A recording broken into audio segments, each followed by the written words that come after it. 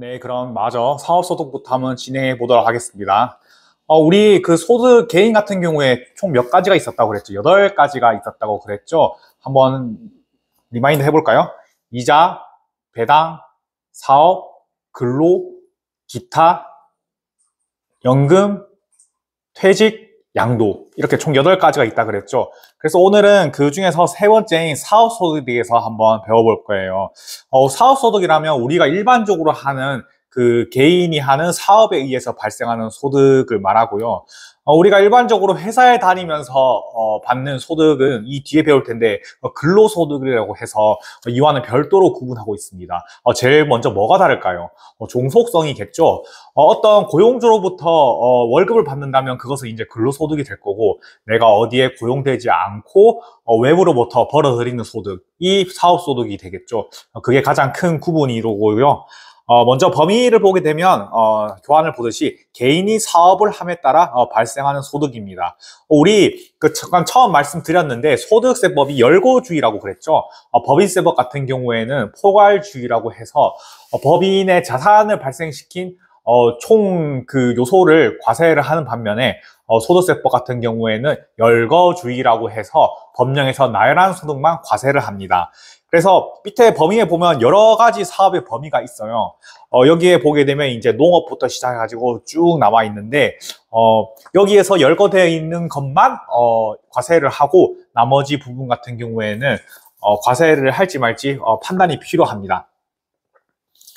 그래서 여기 나와 있는데, 참고로 여기 말고 그 3일 인포마인에 있는 본 교재에 좀 더 자세하게 나와 있습니다. 그 중에서 수업 목적상 필요한 부분만 제가 여기에 이제 반영을 했으니까 한번 보시고 더 필요한 부분이 있으면 교재를 한번 참고하시면 좋을 것 같아요. 그래서 뭐 농업부터 시작해가지고 쭉쭉 있죠. 광업, 제조업 있습니다. 그래서 뭐 운수업, 숙박 및 음식점 해서 우리가 알고 있는 그런 일반적인 사업 내용의 같은 경우 다 들어가 있다 보시면 되고요. 그 중에서 특히 그 네 번째 줄에 제가 그 볼드체로 칠한 부분이 있죠. 복식부기 의무자가 차량 운반구 등 사업용 유형 자산을 양도함으로써 발생하는 소득도 사업소득이다. 이게 무슨 말이냐? 일반적으로 우리가 예를 들어서 제가 차량 정비업을 운영한다고 봅시다. 그러면 어떤 사업용 유형 자산들이 있을까요? 뭐 차를 띄우는 차량 리프트, 또 뭐 그 차를 수리할 수 있는 뭐 수리 기계, 뭐 이런 것들이 있겠죠. 그런데 차량 정비업자가 차량 정비를 통해서 발생드리는 소득뿐만 아니라 이런 리프트나 수리 기계를 팔아서 발생한 소득 같은 경우에도 사업소득으로 과세를 한다는 거예요. 왜 그렇겠어요? 이러한 경우에 사게 되면 비용 처리가 되니까 이것을 팔았을 때는 수익으로 산입시켜야만 수익 비용 대응 처리가 됨으로써 적절한 세금을 거둘 수가 있겠죠.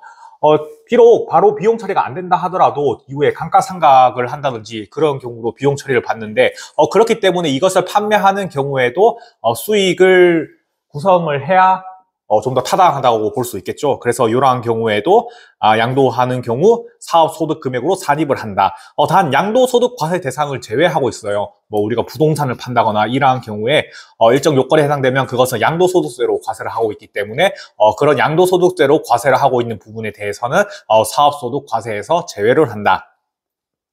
그 외에 그 마지막 줄 보시면 위와 유사한 소득으로서 영리를 목적으로 자기의 계산과 책임하에 계속적 반복적으로 행하는 활동을 통하여 얻는 소득이라고 하는데, 이게 바로 사업소득의 어떻게 보면 정의예요.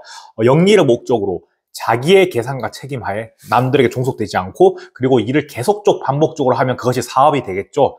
이런 유사한 소득 같은 경우에도 모두 사업소득으로 본다고 열거하고 있어서, 이게 어떻게 보면 그 이자 배당 소득에 있는 그 유형별 포괄주의 이런 거랑 비슷한 개념일 수 있는데, 어쨌든 여러 가지 사업이 나라에서 이걸 다 정하기도 한계가 있고, 또 계속해서 발생하는 신종 사업들이 있을 수도 있죠. 뭐 기술이 발전하면서 뭐 코인, 뭐 이런 것들로 인해서 뭐 트레이드, 뭐 이런 걸로 인해서 발생하는 소득이 있을 수도 있기 때문에 비록 지금 가산자산은 과세 대상 제외지만 그런 새로 발생하는 직업이나 이런 것들을 다 과세 범위에 산입할 수 없기 때문에 이런 유사한 성질로 과세를 할 수 있도록 이렇게 정하고 있습니다. 그 밑에 보시면 단 아래의 경우에는 과세를 제외한다고 하고 있어요. 그래서 보면 작물 재배업 중 곡물 및 식량 작물 재배업. 국가의 입장에서 보면 이런 곡물 및 식량 작물 재배가 엄청 커다란 그 자산을 형성할 수도 있기 때문에 이러한 경우에도 과세를 제외하는 혜택을 줄 수 있고, 또 일부 전문 과학 기술업 중에서 대가를 받지 않는 순수 연구 기술 같은 경우에도 이것이 어떻게 보면 공익성이 있기도 하기 때문에 이러한 경우에는 과세 제외 대상으로 산입하고 있다. 그 밑에 이제 우리가 비과세를 배울 텐데 과세 제외냐 비과세냐 약간 차이가 있기는 해요. 과세 제외 같은 경우에는 어떤 전체 범위, 요 범위 자체에 대해서 과세를 하지 않겠다는 것이고, 비과세 같은 경우에는 과세를 하긴 하는데 그중 일부 또는 그 전부에 대해서 과세를 하지 않겠다고 하는 걸 비과세라고 해서 요것이 약간 미묘하게 다른 차이점이 있습니다. 그래서 우리가 두 번째로 비과세를 보게 되면 여러 가지가 있는데 그중 논밭 작물 생산에 이용하게 함으로써 논밭을 작물 생산에 이용하게 함으로써 발생하는 소득 이런 것도 있고요. 또 1주택 소유자의 주택 임대 소득. 우리가 주택을 하나를 소유하게 되면 그것을 팔아도 일정 금액 고가 주택이 아니면 양도소득세를 과세하지 않고 있는데, 이와 마찬가지로 내가 주택 하나를 소유하고 있고 내가 그것을 임대를 주고 내가 예를 들어서 전세로 살고 있으면 그 주택에서 발생한 임대소득 같은 경우에도 비과세에 해당해서 과세를 하지 않고 있습니다. 단 기준시가 12억 이상의 고가 주택이라든가 또는 국외 주택 같은 경우에는 제외하고 있으니 요점 유의해 주시면 되겠습니다. 그뿐만 아니라 어떤 전통주 제조업에 따른 소득, 또 잎목 벌채, 우리 나무를 잘라서 그것을 파는 소득으로서 일정 이하의 소득, 뿐만 아니라 작물 재배업으로서 해당 과세 기간의 수입 합이 10억 이하인 것, 마지막으로 우리 또 그 바다 같은 경우에는 어업을 할 수가 있죠. 또는 양식업에서 발생하는 소득으로서 해당 과세 기간의 소득 금액이 5천만 원 이하인 것. 이러한 경우에는 이제 비과세로 분류를 해가지고 요 금액 범위 내에 있는 금액 같은 경우에는 사업소득 금액에 산입하지 아니한다. 총수익 금액에 사업하지 아니한다. 이렇게 보시면 될 것 같습니다. 세 번째로 계산 구조를 한번 볼게요. 사업소득 같은 경우에는 총수익 금액에서 필요 경비를 뺀 금액, 요거를 이제 그 사업소득 금액으로 보는데요. 참고로 제가 여기 빠뜨렸는데, 그 장부를 작성함으로써 제가 손해를 볼 수도 있잖아요. 그거를 이제 그 2월 결손금이라 그러는데, 전년도 2월 결손금 같은 경우에는, 단기에 그 사업소득 금액에서 차감할 수 있습니다. 그래서 그 2월 결손금까지 차감한 금액을 우리가 사업소득 금액으로 본다는 점 하나 메모해 두시면 좋을 것 같습니다. 그래서 사업소득 같은 경우에는 총수익 금액, 당연히 비과세 금액은 빼고요. 거기서 필요경비, 내가 실제로 사업을 함으로써 들어간 돈이 있겠죠. 그런 비용 같은 경우에 차감을 한다는 의미죠. 그래서 그렇게 뺀 경우에 사업소득 금액이 되고, 그것이 뭐랑 하냐면은 옆에 보시면 단기 순이익에서 수익 금액에 산입하거나 필요경비 불산입 을 더하고 필요경비 산입한 부분이나 수익금액 불산입, 요 금액은 빼는 금액이랑 같다고 했는데, 이게 무슨 말이냐면 우리가 사업을 하는 경우에는 그 사업용 장부를 만들 수가 있겠죠. 장부를 만들면 크게 이렇게 매출 있고 여기서 이제 원가를 빼야 되겠죠. 그리고 또 각종 직원 급여나 이런 관리비라고 할게요. 등등등등 통신비 빼면 이것을 우리가 이제 단기 순이익이라고 그래요. 이번에 발생한 순이익, 매출에서 이런 비용들을 뺀 금액이라고 말하는데, 여기서 수익 금액에 산입하는 경우가 있습니다. 예를 들어서 내가 장부를 잘못 기장해가지고 수익 금액에 산입해야 되는데 못한 경우, 또 필요 경비에 산입을 해야 되는데 또 내가 장부 작성을 잘못하거나 아니면 법령 인식을 오인해가지고 어떤 법령에 따라서 산입해야 될 수입 금액이나 필요 경비를 반영을 마저 해야 되겠죠. 그래서 요 금액을 합친 금액이 결국에는 총 수익 금액에서 필요 경비를 뺀 거랑 같다는 소리입니다. 뒤에 가서 뭐 문제로도 볼 수 있을 텐데 결국 이 방법으로 많이 해요. 우리가 그 종합소득세 신고를 할 때도 기본적으로 이제 그 장부가 있으면 당기 순이익을 먼저 구한 다음에 또 법령에 따른 수입을 더하고 또 필요경비를 빼거나 아니면 또 빠뜨려 먹은 수입이나 또 빠진 필요경비가 있으면 이를 반영해가지고 우리가 최종적으로 사업 소득 금액을 구성한다. 그래서 뭐 다른 이자나 이런 개인의 1년치 소득 금액이랑 더해가지고 우리가 그 해의 종합 소득 금액을 산출하는 방식입니다. 그렇게 하고 계산하는데 우리 그 총 수익 금액 계산에 일부 특례가 있어요. 주택 같은 경우나 아니면 부동산, 주택 외의 부동산 같은 경우에는 간주 임대료를 우리가 또 계산을 하는 게 있는데 우리 잠깐 그 부가가치세법에도 간주 임대료를 계산하는 방법이 있었죠.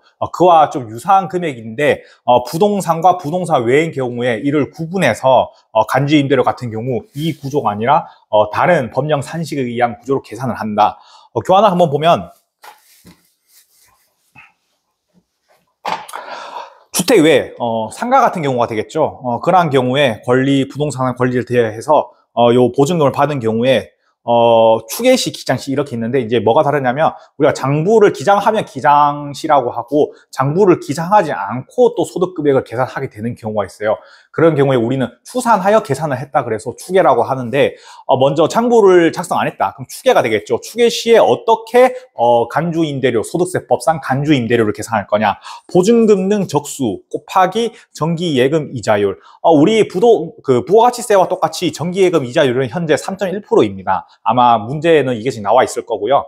곱하기 365분의 1이라고 했는데 여기서 이제 좀 특이한 게 있죠. 보증금도 적수라 그랬는데 이 적수가 무엇이냐면은 이 보유 기간을 계산하기 위해서 그래요. 예를 들어서 우리가 주택을 7월 1일 날 구매했다. 그러면 6월 30일까지는 그게 과세 대상에 포함되면 안 되는 거잖아요. 그러면 7월 1일부터 12월 31일까지를 보유했다 그러면 원래 보유한 기간은 며칠이죠? 이게 하반기니까 184일이 됩니다. 하반기 184일이니까 이것을 그 뒤에 쭉쭉 상식 보면 365분의 1을 곱하죠. 즉 분모에 365가 들어가서 365 전체 일 중에 내가 원래 실제 보유한 184일만 과세를 하겠다. 이런 의미로 이 적수를 곱합니다. 즉 보증금에 이 184일을 곱하는 거죠. 그래서 365로 나눠가지고 내가 실제로 보유한 기간만큼만 과세 대상으로 삼겠다고 해서 이 적수를 반영하는 것이고요. 그렇다면 기장시에는 뭐가 다를까요? 다 같은데 건설비액 상당의 적수를 빼줍니다. 아무래도 기장을 했으니까 취득가액이 그 장부에 반영이 되어 있겠죠. 그래서 그 취득가액 같은 경우에는 보증금에서 차감을 해서 이렇게 과세되는 금액을 줄여주고 마지막에 보면 이제 금융수익 같은 경우 뺀다고 했습니다. 어떤 일정한 그 법령에 의해서 이런 부동산 금융수익 같은 경우에는 별도의 이자나 배당소득으로 반영을 해야 되기 때문에 이 금액도 사업소득 금액에는 차감한다. 두 번째로 주택 같은 경우 그 간주임대를 어떻게 계산하냐 했는데 요 주택 같은 경우는 조건이 있어요. 상가보다 이 주택 같은 경우에는 좀 더 혜택을 많이 주기 위해서 3주택 이상 보유하고 있는 자에게만 이 간주임대료 계산을 적용합니다. 2주택까지는 적용하지 않고요. 근데 일부 고가주택을 보유하고 있는 경우에는 2주택 같은 경우에도 과세를 하는데 수업 목적상 일단 3주택 이상만 과세를 한다고 알아두시면 좋을 것 같습니다. 그러면 일단 먼저 산식을 한번 볼게요. 추계, 장부 기장을 하지 않는 경우죠. 보증금에서 3억을 빼줍니다. 일괄적으로 추계를 하든 기장을 하든 보증금에서 3억을 빼주는 거죠. 우리 아까 그 주택 외의 경우에는 기장한 경우에만 건설비 상당에서 빼준다 그랬는데 주택 같은 경우에는 그런 걸 고려하지 않고 추계나 기장이나 일단 보증금에서 3억을 빼주고 거기에 적수를 곱하는 것입니다. 우리가 방금 또 적수가 뭐라 그랬죠? 보증금에 보유 일수로 곱하는 거랬죠. 근데 주택은 여기서 3억 차감한 금액의 보유 일수로 곱한다. 이것이 바로 적수다. 보시면 될 것 같고요. 또 그리고 3억만 빼주는 게 아닙니다. 60%만 곱해줘요. 주택이니까 3억도 빼주고 전체에 대해서 간주임대료 대상으로 삼지 않고 거기에 60% 곱한 금액 정기예금 이자율을 곱하고 365분의 1을 곱해서 요 금액만큼만 우리가 간주임대료 대상으로 삼겠다. 이런 말인 거죠. 기장 같은 경우에도 다 갖고 금융 수익이 있는 경우에는 이를 이자 배당 소득으로 빼야 되기 때문에 차감해야 된다. 이런 말이고, 그리고 그러면 주택 여러 개 있을 때 어떤 주택부터 3억 원에서 차감을 해야 됩니까 했는데, 보증금 족수가 큰 순서예요. 즉 보증금이 1억 있는데 이것을 365일 보유했다, 올해. 근데 보증금이 3억짜리가 있는데 올해 30일만 보유했다. 그럼 적수가 이거는 365억이죠. 이렇게 곱하면 되니까. 요 밑에 같은 경우에는 적수가 90억이죠. 저 위에 있는 이것이 A주택이라고 이것이 B주택이라 그러면 A주택이 적수가 더 크기 때문에 이 3억에서 이 1억을 먼저 차감하고 그러면 나머지 2억 남았죠. 차감해야 될 금액. 그러면 이 3억에서 2억을 차감한 나머지 1억에 대한 금액 부분에 대해서만 우리가 그 적수의 대상으로 삼는다는 소리입니다. 여기에 뭐 60%를 곱하고 어떻게 되는 거겠죠. 요거 나중에 문제로 한번 풀어볼게요. 참고로 일부 법령의 산식에 의한 소형주택도 차감한다. 주택수 대상에서 차감한다. 이렇게 참고하시면 될 것 같고요. 참고로 주택을 임대하면서 발생하는 공공요금 징수액이 있습니다. 이런 공공요금 징수액 같은 경우에는 이것이 이제 실제로 공적인 비용으로서 확인되는 금액이죠. 요거는 이제 대신 내가 임차인으로부터 징수하는 경우 내가 대납해야 되기 때문에 이런 금액 같은 경우에는 총수익 금액에 불산입하는 것이고요. 단 일반 관리비 이런 공공요금이 아니라 일반 관리비로 내가 받는 금액이 있으면 요 금액 같은 경우에는 총수익 금액에 산입해야 되는 관리비이다. 참고해 주시면 좋을 것 같습니다.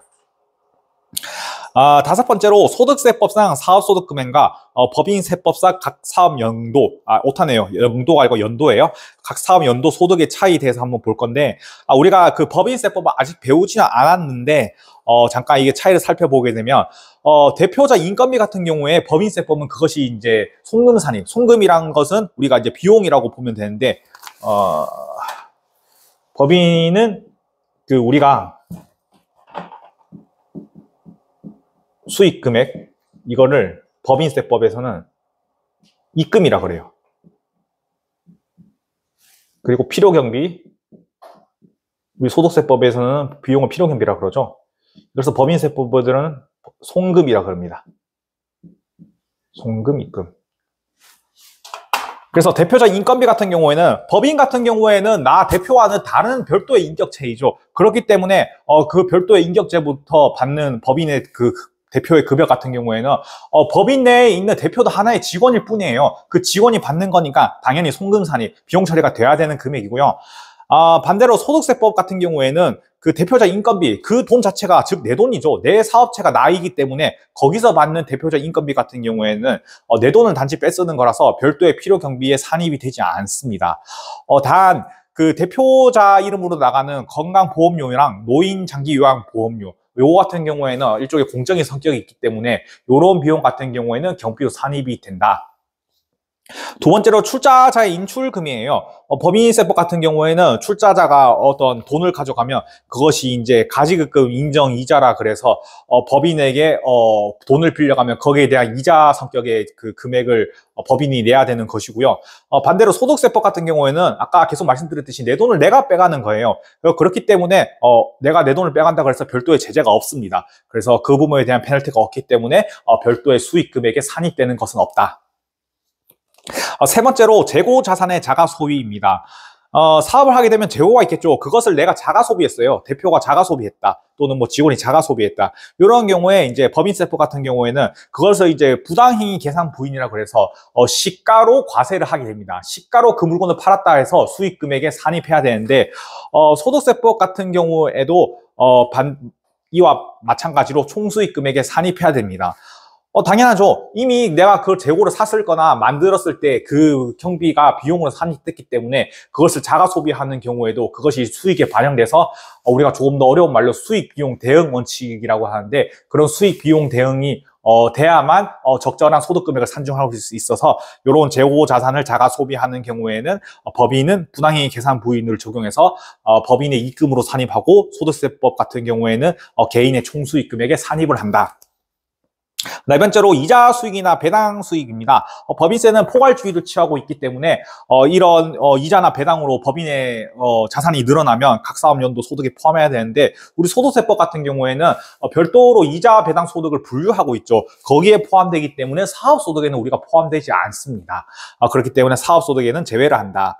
마지막으로 유가증권 처분손익, 우리 주식을 팔아서 그 처분을 함으로써 발생한 이득이나 손실 같은 경우 또는 어떤 유형자산을 팔아서 발생한 처분손익 같은 경우에 법인세법 같은 경우에는 방금 말씀드렸듯이 어떤 순자산 정가설에 의하여 그런 자산의 증가한 부분에 대해서는 입금이나 송금에 산입을 하고 개인 같은 경우에는 기본적으로 총수익 금액이나 필요경비에 불산입해요. 왜 그럴까요? 양도소득세 과세 대상 같은 경우에는 양도소득으로 또 과세를 해버리기 때문에 또는 법적에 따라서 열거하지 않은 부분에 대해서는 과세를 하지 않기 때문에 이런 총수익 금액이나 필요경비에 불산입하는 것인데 단 아까 조금 전에 말씀드렸듯이 복식 부기 의무자가 부동산을 제외한 부동산은 양도소득으로 과세가 되니까 부동산을 제외한 사업용 유형 자산을 처분하는 경우에는 사업소득에 포함이 된다는 것 참고하시면 좋을 것 같습니다.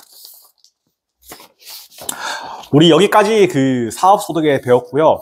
우리 사업소득 한번 문제를 먼저 풀어보고 근로소득으로 한번 넘어가 볼까요?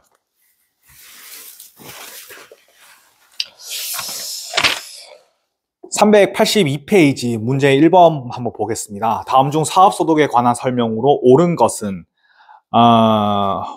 것은이죠. 정답은 1번인데요. 아까 개인 사업자가 자가 재고 자산을 가사용한 경우에 총수익 금액에 산입한다 그랬죠. 왜 그러냐면 그것을 만들거나 그것을 사왔을 때 비용으로 산입됐기 때문에 수익 비용 대응 원칙에 해당하게 하기 위해서 이렇게 가사용한 경우 총수익 금액에 산입한다. 틀린 거 한번 볼까요? 동그라미 2번 같은 경우 개인 사업자가 출자금 인출하는 경우에 가지그 인정이자 계산 안 한다 그랬죠. 총수익 금액에 산입 안 하니까 틀린 것이고요. 동그라미 3번 복식부기 의무자가 유형자산 처분 손익 같은 경우 어떤 경우에도 사업소득에 포함되지 않는다가 아니고 차량이나 어떤 비품 이런 것들을 처분하는 경우에 사업소득 금액에 포함한다 그랬죠. 동그라미 4번 1주택 소유한 자의 주택 임대 소득에 대해서는 비과세가 적용된다 했는데 우리 그 갈로에 있는 것 때문에 틀렸죠. 기준시가 12억 초과하는 주택 같은 경우에는 1주택 소유하는 자가 임대를 하는 경우에도 그 임대소득 같은 경우 사업소득 금액에 포함이 된다. 틀린 것이고요. 정답은 1번. 문제 3번 한번 보겠습니다. 다음 자료를 보고 복식부기 의무자인 개인 사업자 김삼일 씨의 25년도 사업소득 금액을 계산하면 얼마인가? 자료를 보게 되면 기억에 당기순이익이 나와 있네요. 이미 제가 지웠는데 그럼 매출에서 비용을 다 빼고 장부를 만들었어요. 그래서 내가 생각한 당기순이익은 3억 원이에요.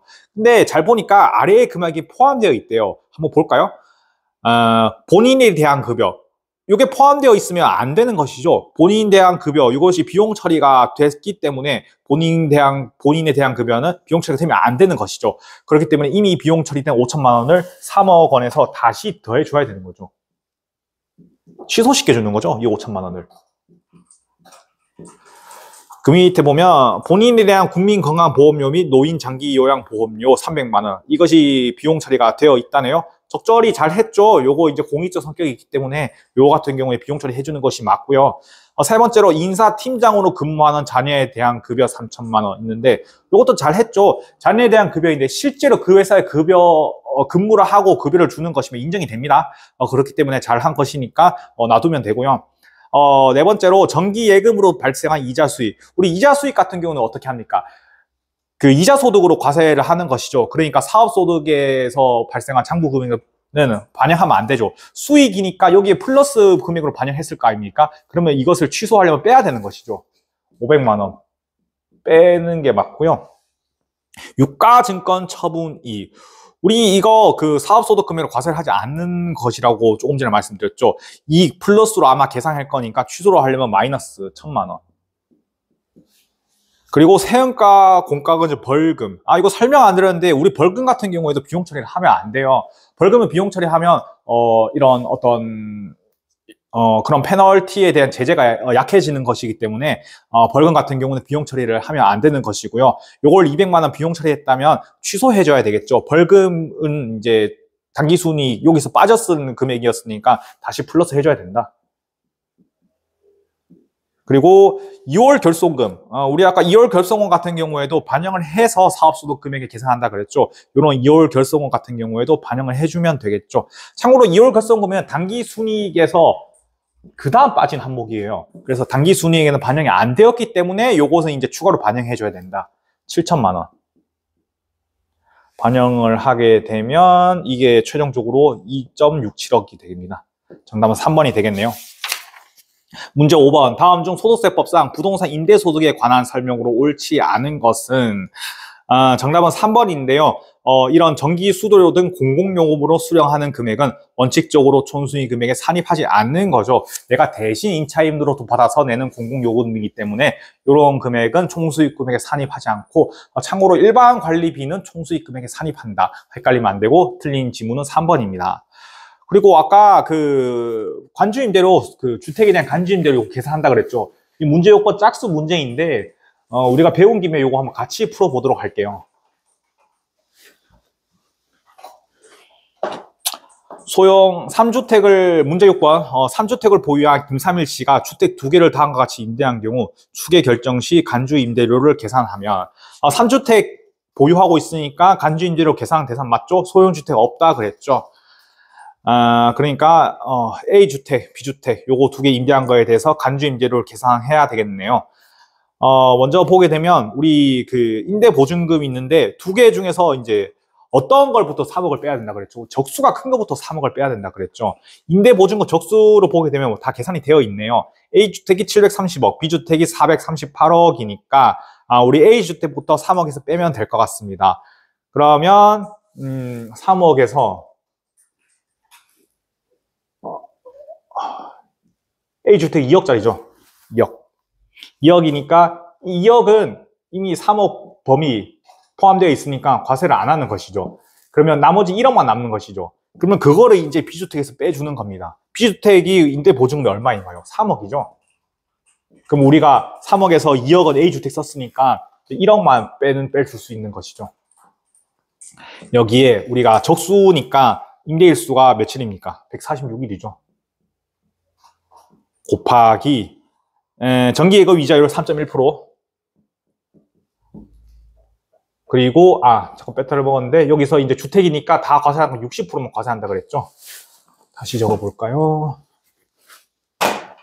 60%만 과세를 일괄적으로 과세하고 정기예금 이자율 3.1% 그리고 적수니까 365분의 1을 해줘야 되겠죠.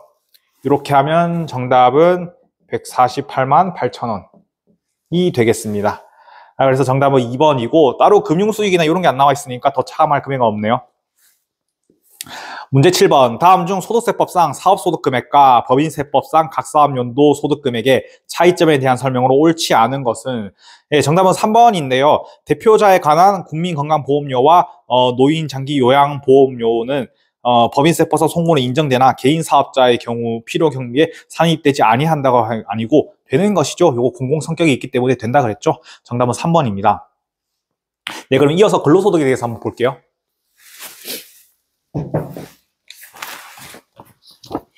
근로소득 아까 잠깐 설명드렸는데 사업소득 같은 경우에는 내가 어떻게 그랬죠.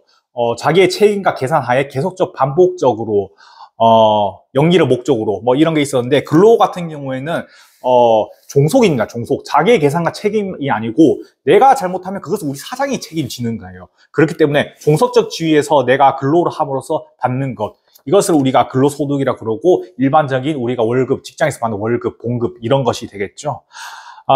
그래서 근로소득 범위를 교환을 보면 근로자가 고용계약에 의해서 종속적인 지위에서 근로를 제공한 대가로 받는 모든 금품, 돈뿐만 아니라 어떤 물건을 받았다. 그것도 이제 근로소득에 포함된다고 볼 수 있겠죠. 이것도 여러 가지가 있는데 좀 더 자세한 부분은 교재에서 참고하시면 좋을 것 같습니다. 그래서 첫 번째로 일반적인 범위 보게 되면 처음부터 근로 제공에 따라 받는 봉급, 임금 등등 해서 이와 유사한 성질의 급여 그리고 주주총회, 주총 등의 결의로 받는 상여, 그리고 법인세법에 따라서 처분되는 인정상여, 또 퇴직에 따라 받는 소득으로서 퇴직 소득에 속하지 않는 소득, 퇴직 소득이 아니면 이것은 이제 근로소득이라고 보는 거겠죠. 그리고 종업원이 받는 직무 발명 보상금. 또 이번에 25년에 개정돼서 들어왔는데 임직원 등 종업원이 시가보다 낮은 가격으로 어떤 회사의 물건을 구입함에 따라서 이득을 얻는 부분이 있으면 그런 것도 근로소득에 과세가 된다. 2번, 추가로 포함되는 거. 이뿐만 아니라 또 추가로 포함되는 것이 있는데 내가 업무를 하면서 기밀비, 판공비 등 이런 금액이 있는데 이것이 업무에 사용했는지 안 사용했는지 불분명한 경우가 있어요. 그러한 경우에는 일괄적으로 그 대상 근로자의 근로소득에 포함이 된다.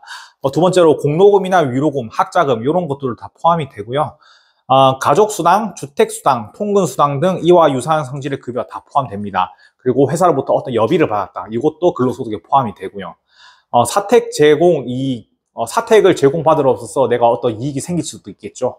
그러한 것이나 아니면 사택이 아니라 내가 어떤 집을 구매하기 위해서 회사로부터 돈을 받았다.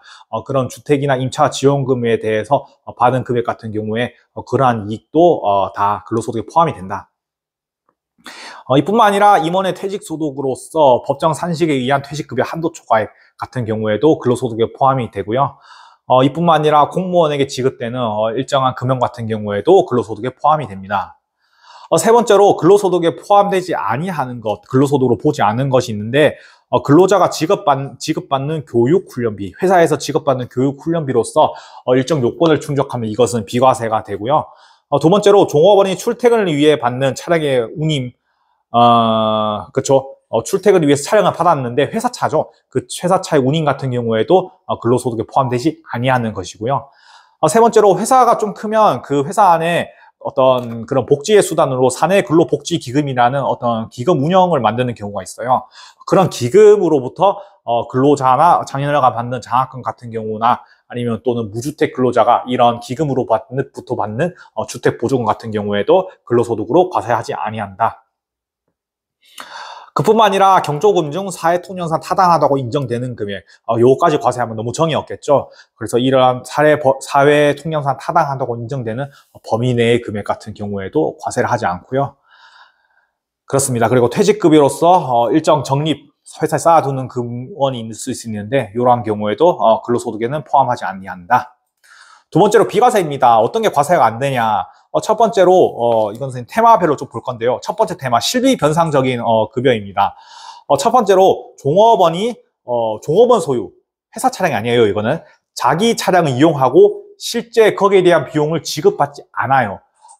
자기 차량을 굴려서 회사에 갖다 그래가지고 회사에서 그런 기름값 등을 지급해주지 않고 받는 월 20만 원 이내의 비용, 이것을 우리가 줄여서 자가운전 보조금이라 하는데요. 요렇게 세 개 요건에 모두 해당되는 경우에만 월 20만 원의 금액에서 과세를 하지 아니한다. 그리고 그뿐만 아니라 어떤 귀자의 취재수당 또는 벽지수당 등의 금액도 이런 실비 변상적 금액의 성격에 해당되기 때문에 과세를 하지 않고요. 두 번째로 국외 근로소득입니다. 아무래도 우리나라에서 근로하는 근로자보다는 국외에서 근로하는 자들이 많이 힘들겠죠. 그러한 힘든 자들의 마음을 달래주기 위해서 또는 그런 힘듦을 노고를 보답하기 위해서 나라에서 특별히 이런 국외 근로소득을 버는 자한테는 과세를 하지 않고 있는 금액이 있는데 첫 번째로 국외에서 근로를 제공하고 받는 급여 중 월 100만 원 이내의 금액, 월 100만 원이에요. 이런 같은 경우에는 과세를 하지 않는다. 단 원양어선이나 국외 건설 현장 등 엄청 힘들겠죠. 이러한 현장에 근로하는 사람 같은 경우, 특히 국외에 근로하는 사람 같은 경우에는 더 힘들다 보기 때문에 무려 5배인 월 500만 원 이내 금액 같은 경우 근로소득에서 비과세한다. 세 번째로 생상직 근로자가 받는 연장 야간 휴일 수당. 생상직 근로자예요. 이러한 근로자 같은 경우는 좀 힘들겠죠. 공장에서 일하는 이런 노고를 좀 헤아려 주기 위해서 아래 1, 2, 3회 모두 내용을 충족하는 경우에는 그 금원을 비과세한다. 첫 번째 요건, 직전 과세 기간의 총 급여액이 3천만 원 이하여야 합니다.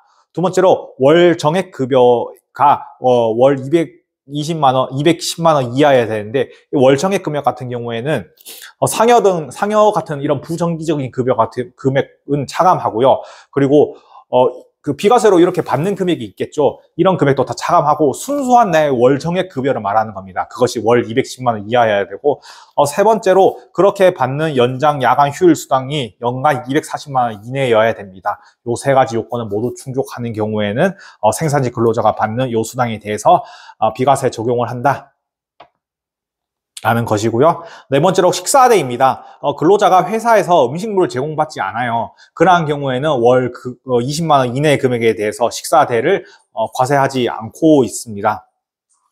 만약에 근로자가 회사에서 음식물을 제공받고 월 20만 원 내에서 받는다고 해도 그 금액 같은 경우에는 과세가 된다. 중요한 건 회사에서 식사대를 제공받지 않아야 된다라는 것이고요.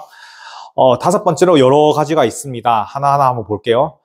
근로자가 어떤 부상이나 질병으로 또는 사망으로 받는 유가족이 받는 연금이나 위자료 상실의 급여 요까지 그 과세를 해버리면 너무 안 좋겠죠. 그래서 이러한 경우에도 비과세하고 있고, 두 번째로 계속 말씀드린 것처럼 아니네요. 먼저 볼게 고용보험법에 따른 실업급여, 육아휴직, 출산 전 후 휴가급여 이러한 경우에는 정책 목적상 비과세하고 있습니다. 그리고 근로자 본인의 학자금으로서 일정 요건에 해당되는 경우에 과세를 하지 않고 있고, 요다 함께 좀 중요한 건데요. 우리 계속 봤죠. 그 국민건강보험법에 따른 우리 그 건보료 또는 건강보험료, 노인장기요양보험료 또는 고용보험료 이런 경우에 사용자가 부담하는 보험료 이런 경우에 비과세를 하고 있고, 그렇죠. 비과세를 하고 있습니다. 아까 그 사업소득 금액 같은 경우에도 그 건강보험료, 노인장기요양보험료 이런 거 비과세 해주고 있죠. 근로자도 비슷한 취지로 과세를 하지 않고 있는 금액이 있다. 이렇게 보시면 될 것 같고요. 그 다음에 그 기업이 이제 출산을 장려하기 위해서 출산 지원금을 줄 수가 있어요. 그러한 경우로서 자녀 출생 이후 2년 내에 최대 2차례 까지 지급받는 이런 출산 지원금이 있는 경우 요것도 이제 비과세에 포함한다 그랬는데, 조금 주의해야 될 게 이제 관로 내용 보시면 사용자별로 계산을 한다 그럽니다. 즉 내가 A 회사에 다니다가 B 회사로 이직을 했어요. 그럼 A 회사에 있으면 나는 A 회사의 그 사용인이고 B 회사에 가면 B 회사의 사용인이 되겠죠. 사용인, 여기도 사용인. 그 이외에 그 사용자가 각각 다 사용자로 하면 우리가 그 회사의 주인을 말한 겁니다. B회사의 사용자가 다 따로 있겠죠.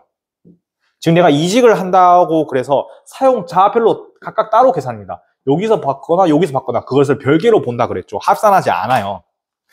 그래서 이직한 경우에는 전 직장을 합산하지 않고 횟수를 체크한다. 이렇게 보시면 될 것 같고요. 그 다음에 6세 이하 자녀 보육과 관련하여 지급받는 급여로 월 20만 원 이내의 금액. 우리 이거 보육수당이라고 하는데요. 6세 이하의 자녀 같은 경우에 월 20만 원 많이 들어갈 수도 있죠. 우리가 그 자녀 6세 이하면 어리니까 지급받는 급여로 월 20만 원 내의 금액 같은 경우에 과세를 하지 않는다. 또 직무발명 보상금 아까 그 제일 위에 보면 과세를 한다 그랬는데 그 중에서 연 700만 원 이하의 금액 같은 경우에는 어떤 우리 회사의 어떤 발명이나 이런 데 기여하라고 하기 위해서 비과세를 하고 있다. 단 법인의 특수관계인 같은 경우에는 제외한다.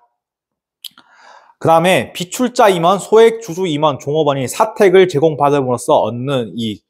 요거 말고 또 어떤 사람이 있을까요? 출자 임원. 사실 출자 임원 같은 경우에는 거의 법인의 특수관계에 해당되는 것 중에서 최측근이라고 볼 수 있겠죠. 이러한 사람이 아니라 비출자 임원. 내가 회사에 주식이 없어요. 소액 주주 임원. 내가 1% 미만의 주식을 가지고 있어요. 또는 일반 종업원. 이러한 종업원이 사택을 제공받는 경우에는 우리 그래도 회사에 열심히 일하기 위해서 집을 줘야 되는 거니까 이러한 경우에는 비과세에 해당하게 하자. 이런 의도로 사택을 제공받으면서 얻는 이익 같은 경우 비과세하고 있고요.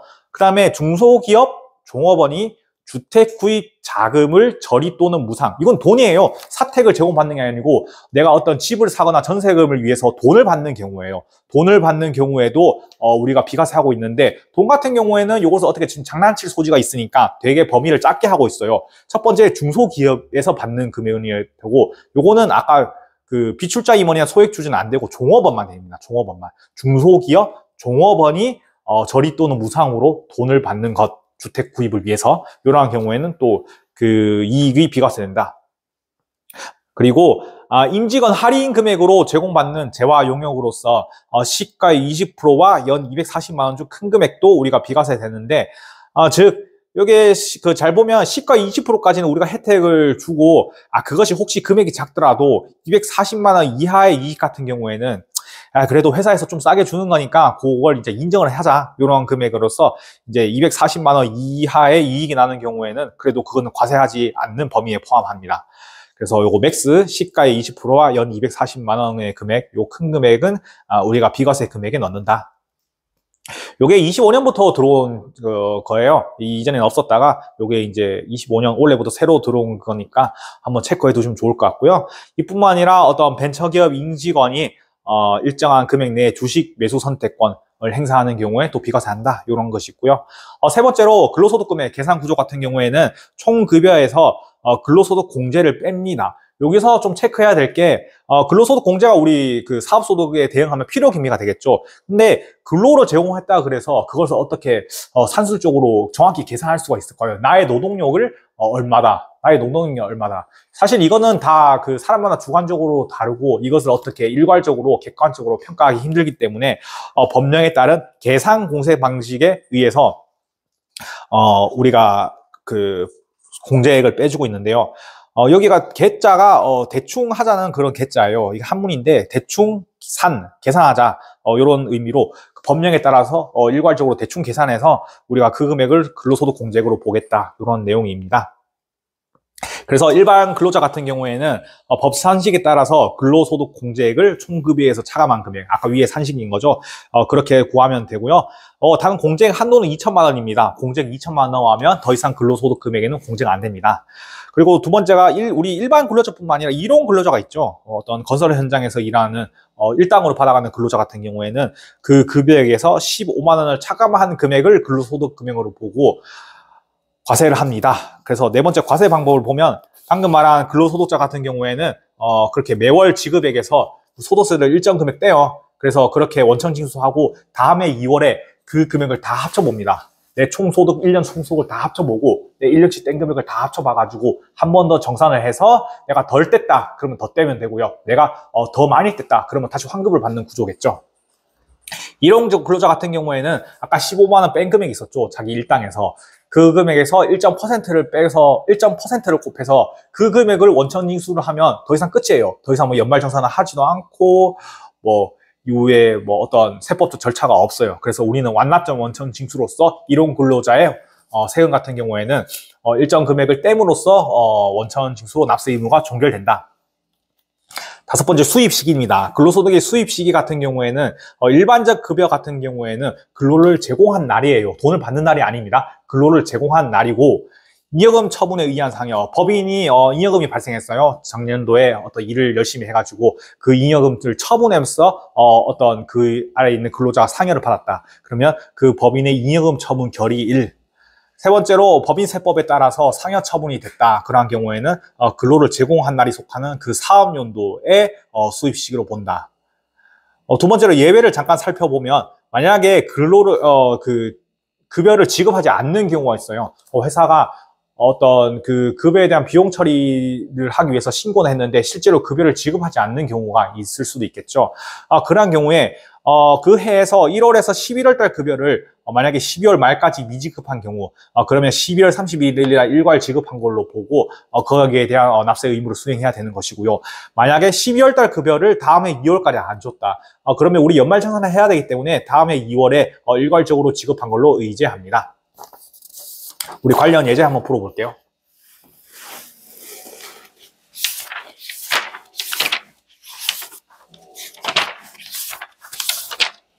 (398페이지) 문제 1번. 다음 중 소득세법상 근로소득에 관한 설명으로 옳지 않은 것은? 네, 정답은 동그라미 3번. 일용 근로자의 연간 소득 금액이 일정 규모 초과한 경우 종합소득세 신고를 해야 한다가 아니고 우리 일용 근로자는 일정액 원천 취소함으로써 완납적 원천 징수, 더 이상 납세 의무를 수행하지 않죠. 그래서 정답은 3번이고요. 문제 3번. 김삼일 씨의 25년 급여 내역이 다음과 같을 때 과세 대상 총 급여가 얼마인가? 단 김삼일 씨는 1년 동안 계속 근무하였다. 총 금액 한번 계산해 볼까요?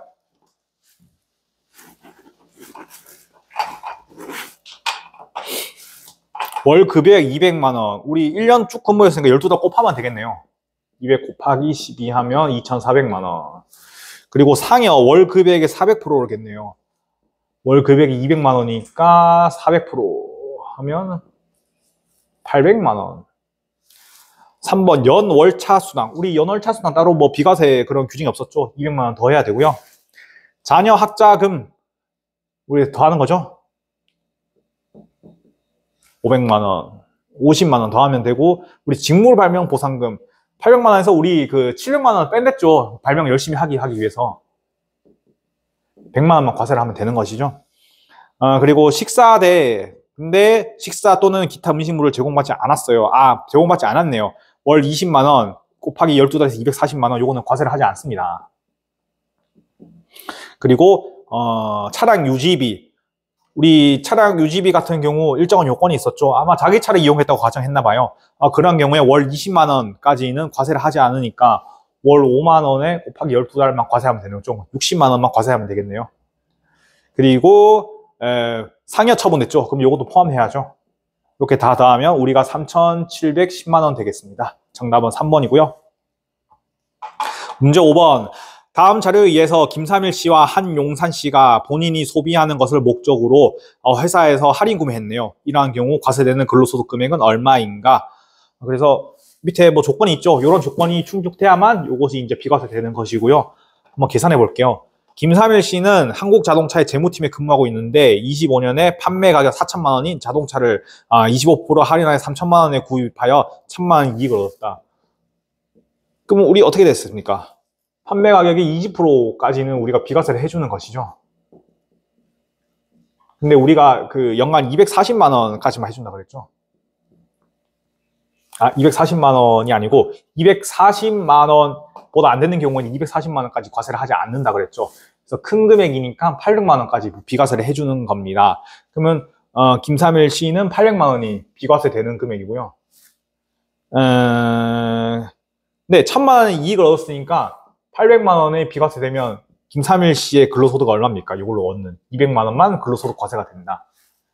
한용산 씨 같은 논리를 한번 볼게요. 판매 가격 600만 원 냉장고를 30% 할인해서 420만 원 구입했다. 근데 뭐 할인 금액은 상관없죠. 어쨌든 판매 가격이 20%까지 우리가 비과세하니까 180, 6, 22, 120만 원 되겠네요. 근데 우리가 240만 원까지는 그래도 과세를 하지 않는다 그랬죠. 큰 금액.